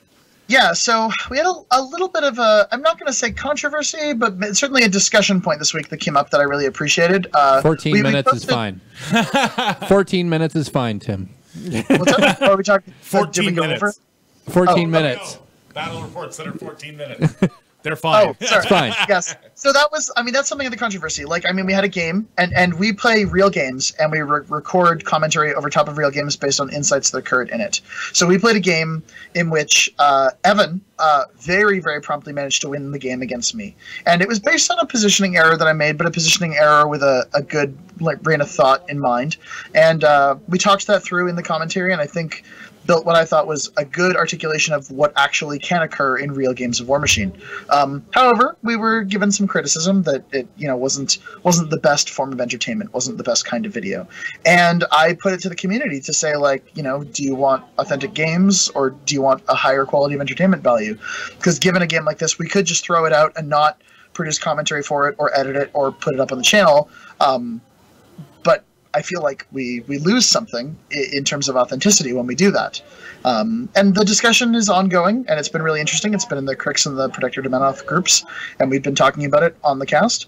But we've definitely been focusing on trying to really do a deep dig into a couple of lists, and we're going to be continuing to do that. I'm going to be exploring the learning process on the Vlad 1 list. That's coming up very, very soon. And we're also going to be focusing on some Grimkin videos, which we've got Brad helping us get fully painted, and we're going to be featuring some of his work on the channel and talking about some of that. And we've also got the thing that I'm actually most excited about right now is we're diverging a little bit from exclusively War Machine content, and we're doing a couple of other game systems, specifically with a focus on smaller games, secondary games, things that really fit well as I primarily play War Machine, and then like here's the other game I play, right? For us, today, we produced and released our first ever Guild Ball video, which has been really cool to show off. I'm in that video. I'm playing the Butchers, and Evan's playing his Alchemists, and it's cool because it's a matchup we played a whole bunch, and we've been playing for almost the year and a half, 2 years that we've been into Guild Ball, with a bit of a break, but we picked it up again after the Sioux, because Steamforge was there, and they were really nice to us. So I figured we should play more of this game. And then, you know, we're also going to be playing a full campaign of Shadow Wars. Shadow War Armageddon, cool. Which is a 40k game. It's skirmish-based. We're bringing on another guest to be involved in that process. And it's really cool. I'm jazzed about playing some more skirmish games and just kind of dipping our toe into a couple of other things. We still will be releasing every week. We'll be releasing a War Machine video on Monday, and we will be upping our content production to also release a War Machine video on Thursdays, at least for the rest of the summer, every second Thursday. But every second Wednesday, we're going to be releasing a Guild Ball video, and then starting in the fall, you'll be seeing our entire Shadow War series. You guys are busy. Oh, dang. Yeah, and then I'm going He's trying to give Belgium. Fraser a run for his money. Yeah, it's pretty cool. I'm really excited about it. So let's quickly go over to George. Do we have any events coming up in the next couple of weeks? All the events. We have a Champions on August the 6th. If you aren't already on the wait list, I'm sorry, because we expanded it to 20 and then we expanded it to 24, and we're so out of room that I think somebody is going to actually have to play on top of a shelf at this point. You know, like we are right out of room at the venue. And then we've got Capital City Bloodbath. So I would highly encourage anybody who's thinking to get signed up for your tickets. It is a War Machine weekend invitational event. So winning this event will get you a spot during the War Machine Weekend Invitational. I guess I could go. Yeah, you should do that. And I really, really wanted to go to that event, but I will be out of the province. Yeah, it's too unfortunately, bad. I'm in the same boat. I'm actually in the middle of a shoot while it's on. In a boat. Yeah. In a boat. Yeah. So Tim's not coming, so everybody else, you have a chance. Yeah. So I would highly encourage you to come to that. Starting in September, there is a tournament series. Half of it is happening here. The other half is happening in Montreal. So if, depending on where you are, if you're Montreal or Ottawa, you can play games, and then whoever has the most points after all the games will decide where the final invitational from that Cool. series goes, whether it'll go to Montreal or Ottawa. And it doesn't have to be your hometown. If you want to go beat up Montreal people in Montreal, you can totally do that if you're from Ottawa. And then there will be a big invitational at the end of that.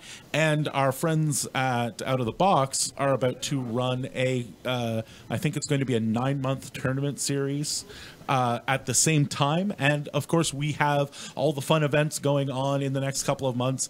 By the end of this week, there will be, if you're part of the Ottawa Gatineau War Machine Club Facebook page, there will be about like 30 or 40 events to take a look at. So yeah, Sweet. We always in Ottawa, we always try and book 6-month chunks. I got to make sure that I that's why. do due diligence. In October, the Ottawa Gatineau miniature painting competition is coming up as well. That is always so amazing. If you have some, like, if you're a fan of some of the big big name painters like Yom La Machine, that kind of stuff, they're generally there and competing. So it's a great way to there actually. Are some amazing paints. Dude, there. Yom loves to talk about how he did stuff. So you'll get to learn something. That's the best part. Is you're literally just cruising around for an hour or two, hanging out with a bunch of really top end painters, talking about painting. They ask you about the cool thing you did. You ask them about the cool thing they did. And the cool thing is it's one of those competitions that's done in the European style where you're judged against yourself.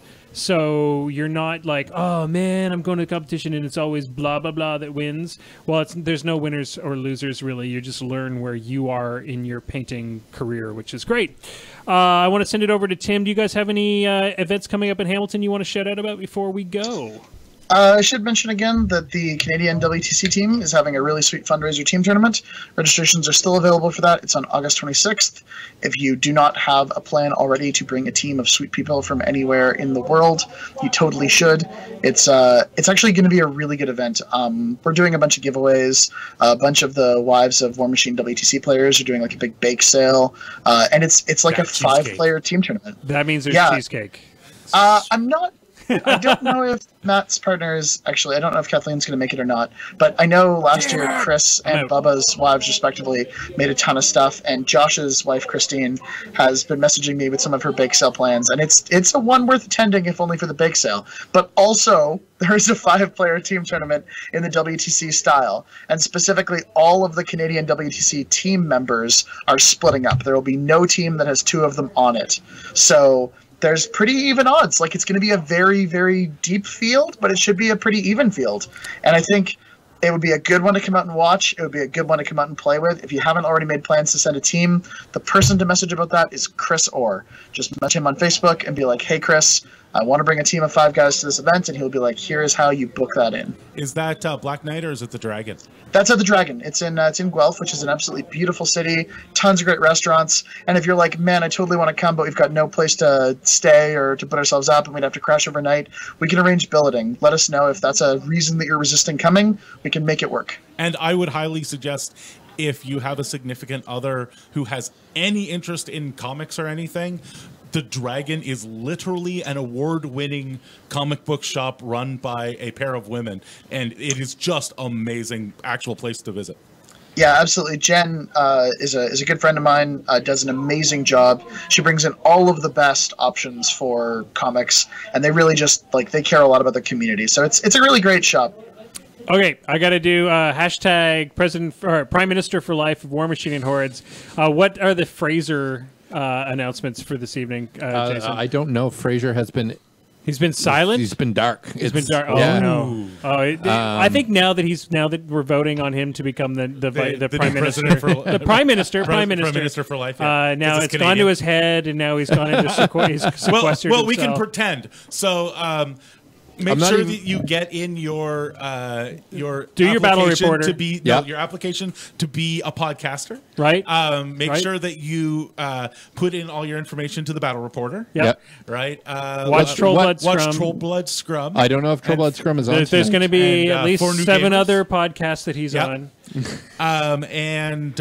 What's the link for the battle reporter? Is 4 New Gamers still a thing? I don't know. I'm just going through everything he's ever done. I believe it's on hiatus right now because now they're old gamers. There's not enough new gamers. Yeah. Okay, I got to do a quick shout out. So we got to send out a word about Muson Minis. Make sure that if you're looking for tokeny goodness, our boys at Muson Minis, Grimkin tokens, they're pretty awesome. Do you actually mind if I say a few things about the Grimkin token set? Yeah, because John was at TGX this weekend, and he actually gave me a set of Grimkin tokens to use because I was the only person there playing Grimkin, and I had a fully painted army, and he was like, that's awesome, here you go. Their Grimkin token set is super sweet.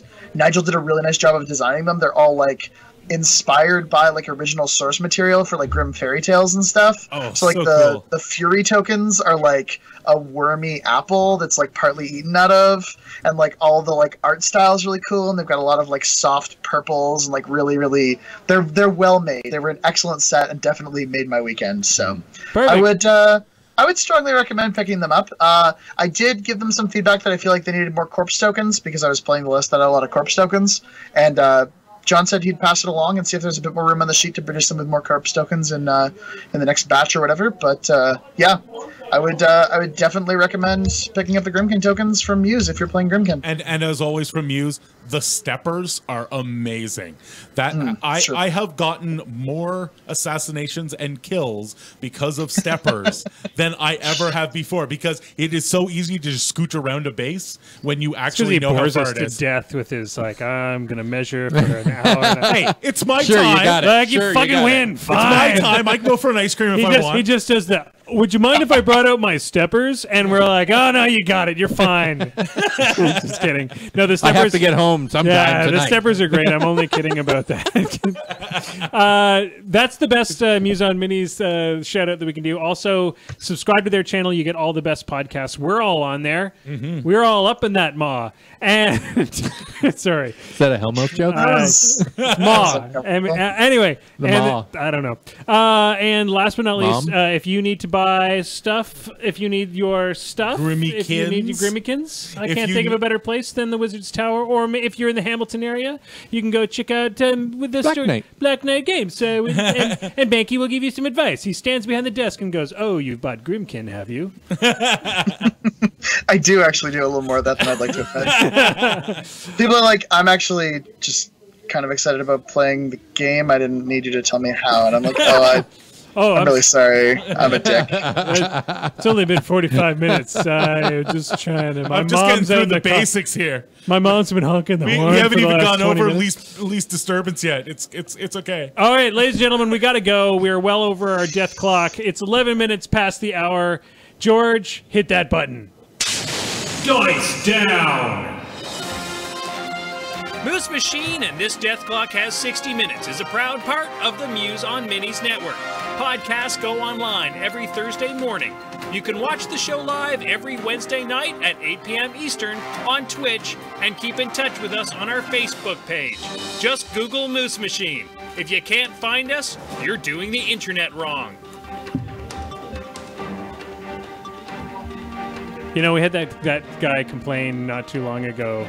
Every Thursday morning, really. Every Thursday morning. We're close. We're every Thursday. We also we had that guy complain. Somebody was complaining about how podcasts, the intros and extras were too long. And I'm like, ours really aren't that long. Then I'm like, yeah, they're a little long. But I mean, there are ones out there that then they just play a whole song. Yeah. Anyway. All right, everybody, thank you for sticking around. Those who stuck around in the chat. Hey, there was no Bilac tonight, which gave us no excuse to show the Bilac comment. Oh, I've got the Bilac picture on speed dial. That'll come into play at some point. At some point or another, we'll be ready to throw that up there. Nobody. Right after we tuna roll Jason. Yeah, nobody tuna roll Jason Stop tonight. tuna rolling me. No. It's not funny anymore. It's definitely funny. It only gets funnier. When you keep reacting to it, it keeps getting funnier. I was just about to do it. You guys totally the best day. I was like, oh, is this the Bilac picture? Send to thing, and it was going to be a tuna roll. That would have been awesome. The best day will be when I convince Hungerford to print it on the back of a steamroller sheet, just as the last page on a PDF. It's just in there. You should just pull a Zosha and just make your own steamroller sheet. What I really want to happen, the day the tuna roll becomes legit, is the day that it's like it just happens to somebody next to you. And it's like, and you're like, how the fuck What did the you fuck? know? Yeah. How does that happen? I was at Burger King, goddammit. That would be amazing. They don't even know who you are.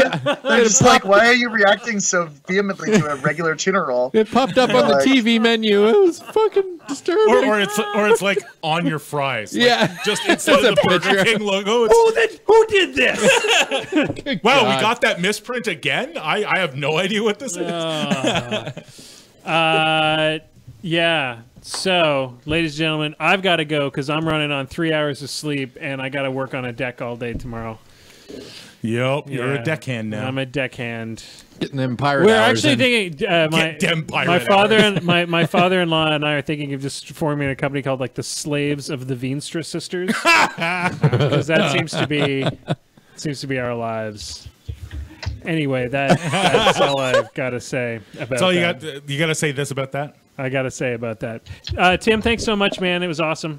Thanks for the insight. Yeah, no worries, guys. Hopefully it, gave you everything you wanted it to be. And Everything and more, my friend. Everything and all more. I got to say about